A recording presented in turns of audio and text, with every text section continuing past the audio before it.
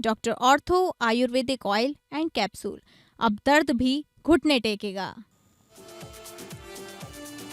NCERT पुस्तक विवाद मामले में केंद्र ने चैप्टर लिखने के लिए 3 सदस्यों की विशेषज्ञ समिति बनाई। समिति में पूर्व attorney general Venugopal, justice Indu Malhotra और जस्टिस अनिरुद्ध बोस शामिल। आईपैक कार्यालय पर ईडी की छापेमारी मामले में सुप्रीम कोर्ट ने पश्चिम बंगाल सरकार की स्थगन मांग खारिज की। कानूनी सुरक्षा के अधीन ईडी जांच को जारी रहेगी। अधिकारियों को कानूनन जांच प्रक्रियाओं में बाधा न डालने का निर्देश। एनसीएलटी ने जयप्रकाश एसोसिएट्स के लिए अडानी की समाधान योजना को दी मंजूरी। वेदांता की चुनौती को एनसीएलटी ने खारिज किया। एनसीएलटी में वेदांता अपील कर सकती है। ऑपरेशन सिंदूर पर विवादास्पद फेसबुक पोस्ट मामले में अली खान महमूदाबाद पर मुकदमा नहीं करेगी हरियाणा। कोर्ट ने कहा महमूदाबाद को भविष्य में समझदारी से काम लेना चाहिए।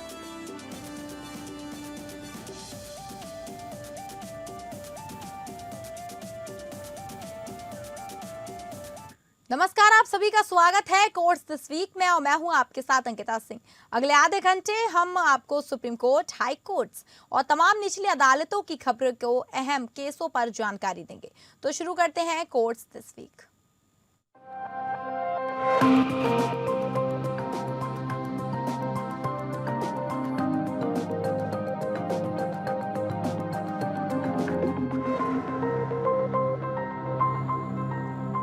केंद्र सरकार ने एनसीईआरटी के पाठ्य पुस्तक में न्यायपालिका पर अध्याय को फिर से लिखने के लिए पूर्व सर्वोच्च न्यायालय न्यायाधीशों इंदु मल्होत्रा और अनिरुद्ध बोस और पूर्व अटॉर्नी जनरल के वेणुगोपाल की समिति गठित की है।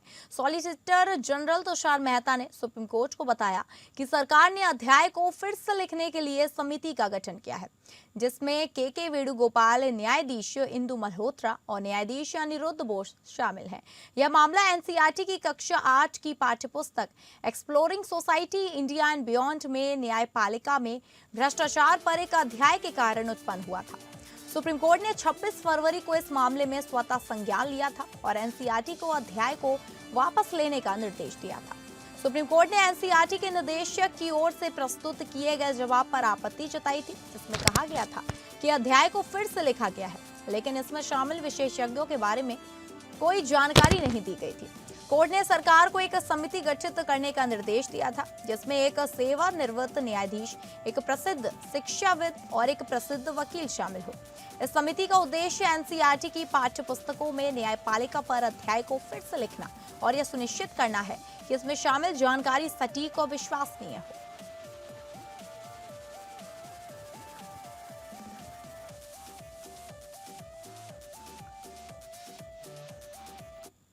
चुनाव आयुक्त की नियुक्ति में सीजीआई की भूमिका खत्म करने के केंद्र सरकार के कानून पर रोक लगाने की मांग को लेकर दाखिल याचिका पर सुनवाई से सीजीआई ने खुद को अलग कर दिया है। सीजीआई ने कहा कि हितों का टकराव की वजह से वो इस मामले पर सुनवाई नहीं करेंगे। अब दूसरी बेंच 7 अप्रैल को मामले पर सुनवाई करेगी। दरअसल चुनाव आयुक्तों की नियुक्ति को पारदर्शी बनाने के लिए आदेश दिया गया था कि इन पदों पर नियुक्ति चीफ जस्टिस ऑफ इंडिया, प्रधानमंत्री और विपक्ष के नेता वाली कमेटी द्वारा दी जाए, लेकिन सरकार ने सुप्रीम कोर्ट के इस फैसले पर कानून लाकर इस नियुक्ति में चीफ जस्टिस की भूमिका को खत्म कर दिया था, जिसको लेकर सुप्रीम कोर्ट में याचिका दाखिल की गई है।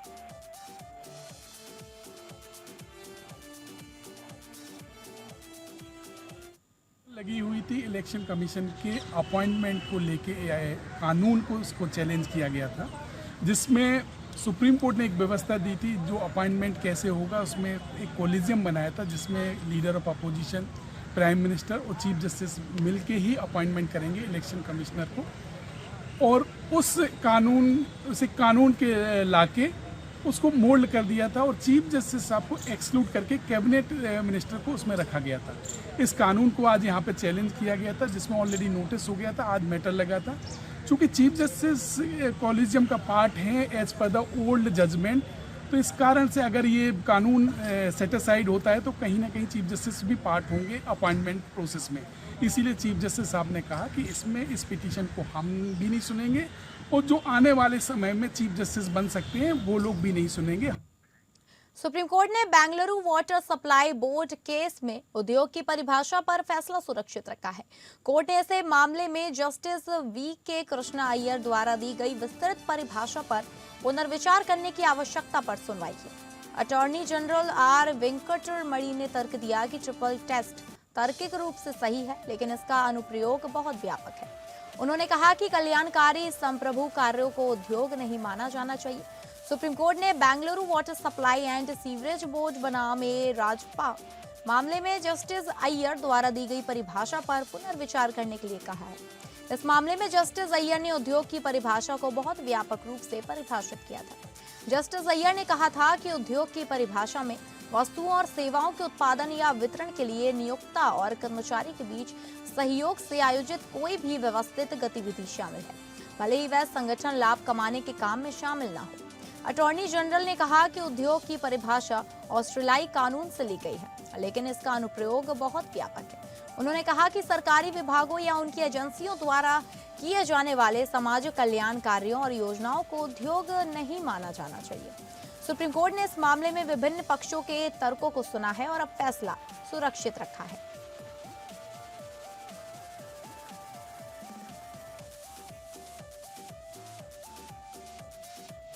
हरियाणा सरकार ने सोमवार को सुप्रीम कोर्ट को बताया कि वह एक बार की मगरेनिमिटी के रूप में अली खान महमूदाबाद पर मुकदमा चलाने की अनुमति नहीं देगी। महमूदाबाद ने पिछले साल भारत की cross border military action operation Sindoor पर कुछ सोशल मीडिया टिप्पणी दी थी। चीफ जस्टिस सूर्यकांत और जस्टिस जयमाल्या बागची की बेंच को इस पर जानकारी दी गई। हरियाणा सरकार का प्रतिनिधित्व करने वाले additional solicitor general SV Raju ने कहा कि 3 मार्च को महमूदाबाद के खिलाफ क्रिमिनल एक्शन नहीं करने का निर्णय लिया गया था। एक बार की मैग्रानिमिटी के रूप में अनुमति देने से इनकार किया जाता है, मामला बंद है, उन्हें चेतावनी दी जा सकती है कि यह फिर से न हो।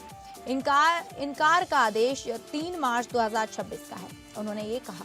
महमूदाबाद का प्रतिनिधित्व करने वाले सीनियर एडवोकेट सिद्धार्थ लूथरा ने कहा, हम आभारी हैं। कोर्ट ने महमूदाबाद को भविष्य में अधिक सावधान रहने की चेतावनी दी। CJI कांत ने कहा कि कभी कभी लाइनों के बीच लिखने से अधिक समस्याएं पैदा होती हैं। कभी कभी स्थिति इतनी संवेदनशील होती है कि हमें सभी को सावधान रहना पड़ता है। महमूदाबाद एक उच्च शिक्षित व्यक्ति है, उन्हें भविष्य में समझदारी से काम लेना चाहिए।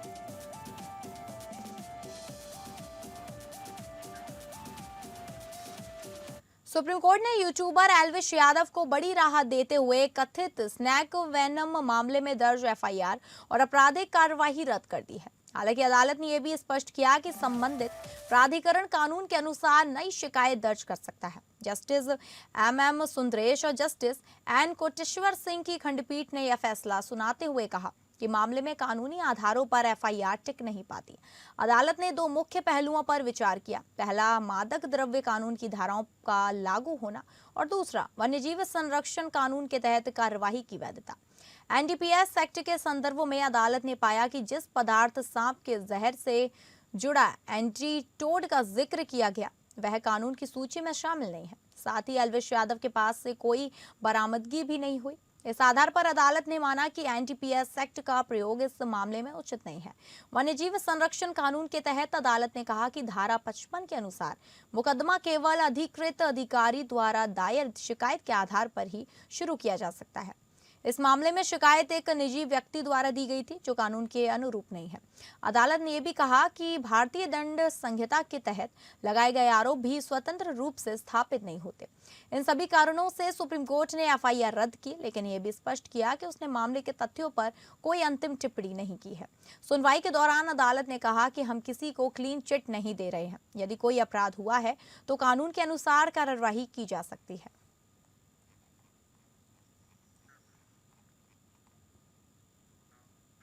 सुप्रीम कोर्ट ने पश्चिम बंगाल सरकार की ओर से आईपैक कार्यालय पर ईडी की छापेमारी के मामले में सुनवाई को स्थगित करने की मांग को खारिज कर दिया है। जस्टिस प्रशांत कुमार मिश्रा और जस्टिस एनवी अंजारी की बेंच ने ईडी की ओर से दायर याचिका पर सुनवाई की। सुनवाई के दौरान वरिष्ठ अधिवक्ता श्याम दीवान ने पश्चिम बंगाल सरकार की ओर से ईडी की ओर से दायर जवाबी हलफनामे पर प्रतिक्रिया देने के लिए समय मांगा। सॉलिसिटर जनरल तुषार मेहता ने इस मांग का विरोध किया और कहा कि यह सुनवाई को टालने की कोशिश है। मेहता ने कहा कि जवाबी हलफनामा 4 सप्ताह पहले दायर किया गया था और राज्य सरकार को प्रतिक्रिया देने के लिए पर्याप्त समय मिला है। दीवान ने कहा कि जवाबी हलफनामे में कई नए तथ्य हैं जो मामले के दायरे से बाहर हैं। बेंच ने कहा कि वह सुनवाई को स्थगित नहीं करेगी और ईडी की ओर से तर्क सुनने के बाद राज्य सरकार को जवाब देने का अवसर दिया जाएगा। जस्टिस मिश्रा ने कहा, आप हमें निर्देश नहीं दे सकते, हम रिकॉर्ड पर मौजूद सभी चीजों पर विचार करेंगे। दीवान ने कहा कि राज्य सरकार को ईडी के आरोपों का जवाब देने के लिए लिखित प्रतिक्रिया देने का अवसर मिलना चाहिए। जस्टिस मिश्रा ने कहा, यह आपके लिए संवेदनशील मामला हो सकता है, लेकिन हम इसे नजरअंदाज नहीं कर सकते। बेंच ने अंततः दीवान को ईडी की याचिका की स्वीकार्यता पर प्रारंभिक आपत्ति उठाने की अनुमति दी। अंतरिम आदेश में कोर्ट ने कहा कि कानूनी सुरक्षा के अधीन ईडी जांच को जारी रखने की अनुमति दी। राज्य के अधिकारियों को कानूनन जांच प्रक्रियाओं में बाधा न डालने का निर्देश दिया गया। कोर्ट ने मामले को विचाराधीन रखा, जिससे अनुपालन और विकास के आधार पर आगे निर्देश दिए जा सकते हैं। प्रक्रिया उल्लंघन होने पर प्रभावित पक्षों को उपाय तलाशने की स्वतंत्रता दी गई।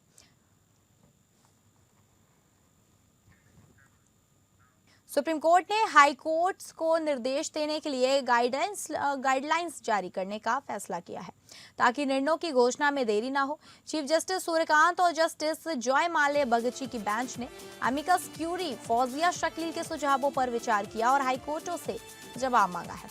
अमिकस ने सुझाव दिया है कि निर्णयों की घोषणा के लिए अधिकतम 3 महीने का समय होना चाहिए और हाईकोर्ट की वेबसाइट पर लंबित निर्णयों की जानकारी सार्वजनिक की जानी चाहिए। शकील ने कहा, जिस मामले में निर्णय आरक्षित है उसमें हाईकोर्ट को 3 महीने के भीतर निर्णय देना चाहिए। बेंच ने कहा कि हाईकोर्ट के जजों को अपने काम को व्यवस्थित करना चाहिए और निर्णयों की घोषणा में देरी नहीं करनी चाहिए। चीफ जस्टिस ने कहा, हम किसी को टारगेट नहीं कर रहे हैं, लेकिन हमें व्यवस्था को मजबूत करना है। एमिकस के सुझावों में शामिल है, जिसमें पहला है हाईकोर्ट को निर्णय की घोषणा के लिए 3 महीने का समय देना चाहिए। दूसरा है हाईकोर्ट की वेबसाइट पर लंबित निर्णयों की जानकारी सार्वजनिक की जानी चाहिए। तीसरा है हाईकोर्ट को व्यक्तिगत स्वतंत्रता से जुड़े मामले में अधिक त्वरित कार्यवाही करनी चाहिए। चौथा है निर्णयों की घोषणा के बाद कारणों को 5 दिन के भीतर अपलोड करना चाहिए। और पांचवा है हाईकोर्ट की चीफ जस्टिस को लंबित निर्णयों की जानकारी दी जानी चाहिए और आवश्यक कार्यवाही करनी चाहिए। इस मामले की शुरुआत झारखंड हाईकोर्ट के निर्णयों में देरी के खिलाफ एक याचिका से शुरू हुई थी। सुप्रीम कोर्ट ने पहले भी हाईकोर्टों को निर्णय की घोषणा देने में देरी न करने के निर्देश दिए थे। सुप्रीम कोर्ट के निर्देशों का उद्देश्य हाईकोर्टों में निर्णयों की घोषणा में देरी को कम करना और न्याय व्यवस्था को मजबूत करना है।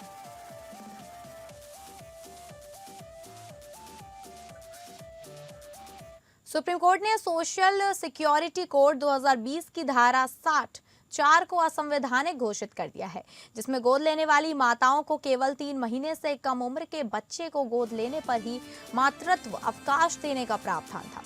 न्यायालय ने कहा कि यह प्रावधान गोद लेने वाली माताओं और गोद लिए गए बच्चों के साथ भेदभाव करता है। एक बेंच ने न्यायाधीश जेवी पार्डीवाला और आर महादेवन ने कहा कि गोद लेने वाली माताओं को मातृत्व अवकाश देने से इनकार करना अनुच्छेद 14 के तहत समानता के अधिकार का उल्लंघन है। न्यायालय ने कहा कि गोद लिए गए बच्चे की जरूरतें जैविक बच्चे से अलग नहीं होती। सुप्रीम कोर्ट ने कहा कि गोद लेने का मतलब सिर्फ बच्चे को घर लाना नहीं, बल्कि उसे एक परिवार का हिस्सा बनाना है। न्यायालय ने कहा कि गोद लेने वाली माताओं को भी जैविक माताओं की तरह ही मातृत्व अवकाश मिलना चाहिए। इस मामले में हंस नंदनी नंदूरी ने याचिका दायर कर मातृत्व लाभ अधिनियम 1961 की धारा 5(4) को चुनौती दी थी, जिसमें गोद लेने वाली माताओं को केवल 3 महीने से कम उम्र के बच्चों को गोद लेने पर ही मातृत्व अवकाश देने का प्रावधान था। सुप्रीम कोर्ट ने कहा कि यह प्रावधान असंवैधानिक है और इसे रद्द किया जाता है। सुप्रीम कोर्ट ने केंद्र सरकार से पितृत्व अवकाश को सामाजिक सुरक्षा लाभ के रूप में मान्यता देने के लिए कानून बनाने का आग्रह भी किया है। न्यायालय ने कहा कि पितृत्व अवकाश माता पिता और बच्चे दोनों की जरूरतों को ध्यान में रखते हुए तय किया जाना चाहिए।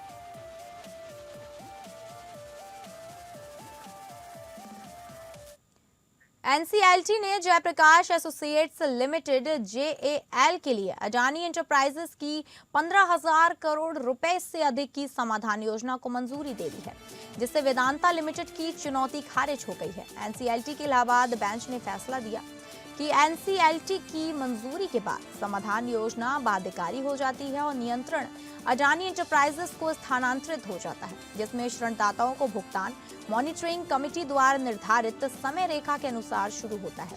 कंपनी तब समाधान प्रक्रिया को लागू करने और अंततः दिवालियापन से बाहर निकलने की ओर बढ़ती है। अडानी एंटरप्राइजेस ने स्टॉक एक्सचेंजेस को सूचित किया था कि सौदा कंपनी, इसके प्रमोटर्स या अन्य अडानी समूह की इकाइयों द्वारा सीधे या एक विशेष उद्देश्य वाहन के माध्यम से लागू किया जा सकता है। हालांकि वेदांता जैसी असंतुष्ट पार्टियां एनसीएलटी के आदेश को एनसीएलएटी में चुनौती दे सकती है यदि एपीलेट ट्रिब्यूनल याचिका को स्वीकार करता है और एनसीएलटी के आदेश पर रोक लगाता है, तो योजना के कार्यान्वयन में देरी हो सकती है। वेदांता ने आरोप लगाया है कि प्रक्रिया अनुचित और अपारदर्शी थी, जिसे वाणिज्यिक साजिश कहा गया है। अधिवक्ताओं के अनुसार एक स्वीकृत समाधान योजना को लाने का उद्देश्य बंद करना है, लेकिन यह सीमित कानूनी आधारों पर चुनौती के लिए खुला है। एनसीएलटी की मंजूरी के बाद जयप्रकाश एसोसिएट्स ने कहा कि सफल समाधान आवेदक के आकलन में लिक्विडेशन मूल्य सुरक्षित ऋणदाताओं के दावों को पूरी तरह से संतुष्ट करने के लिए भी अपर्याप्त है।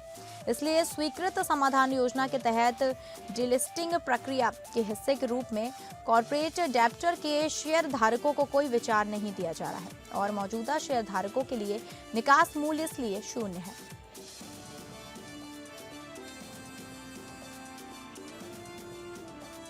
इलाहाबाद हाईकोर्ट ने एक महत्वपूर्ण फैसले में कहा है कि किसी व्यक्ति की संपत्ति केवल इस आधार पर जब्त नहीं की जा सकती है कि वह किसी गैंगस्टर का रिश्तेदार है। अदालत ने स्पष्ट किया कि संपत्ति जब्ती के लिए अपराध और संपत्ति के बीच सीधा संबंध साबित होना जरूरी है। जस्टिस राजबीर सिंह की पीठ ने मंसूर अंसारी की अपील स्वीकार करते हुए उनकी संपत्ति जब्त करने का आदेश रद्द कर दिया। मंसूर अंसारी कुख्यात गैंगस्टर मुख्तार अंसारी के चचेरे भाई हैं। जिला मजिस्ट्रेट द्वारा मंसूर अंसारी की दुकानों और भवन को बेनामी संपत्ति बताते हुए जब्त किया गया था, जिसे गाजीपुर के विशेष न्यायालय यानी गैंगस्टर एक्ट ने भी सही ठहराया था।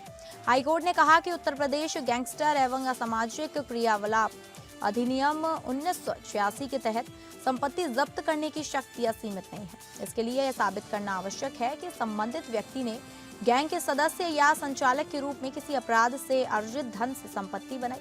अदालत ने कहा, सिर्फ आरोप या संदेह के आधार पर संपत्ति जब्त नहीं की जा सकती। अपराध और संपत्ति के बीच स्पष्ट संबंध होना अनिवार्य है। कोर्ट ने यह भी स्पष्ट किया कि विश्वास करने का कारण केवल शक या अंदाजे पर आधारित नहीं हो सकता, बल्कि ठोस साक्ष्यों पर आधारित होना चाहिए। इस मामले में अदालत ने पाया कि राज्य ऐसा कोई ठोस सबूत पेश नहीं कर सकता जिससे यह साबित हो सके कि संपत्ति अपराध से अर्जित धन ने बनाई गई। हाईकोर्ट ने कड़ी टिप्पणी करते हुए कहा कि केवल मुख्तार अंसारी का रिश्तेदार होने के आधार पर संपत्ति जब्त करना पूरी तरह गलत है। अदालत ने जिला मजिस्ट्रेट और स्पेशल कोर्ट के आदेशों को मनमाना और बिना आधार बताते हुए रद्द कर दिया और राज्य सरकार को तत्काल संपत्ति मुक्त करने का निर्देश दिया।